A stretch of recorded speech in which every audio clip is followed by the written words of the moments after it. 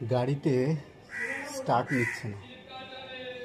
তো আলটিমেটলি বোঝা গেল এটা হচ্ছে ইগনিশিয়ান কয়েল, যেটা আছে ইগনিশন কয়েল, এটা এখানে থাকে 4 সিলিন্ডারের, যেটা কারেন্ট সাপ্লাই করে, ব্যাটারি থেকে কারেন্ট সাপ্লাই করে গাড়িতে স্টার্ট নেয়। এটা নষ্ট হয়ে গেছে। এটা হচ্ছে অরিজিনাল ছিল, আমি একটা নিয়ে এসেছি। এটা তো এটাই এখন লাগাবো, লাগিয়ে আমরা দেখব এটা স্টার্ট হয় কি।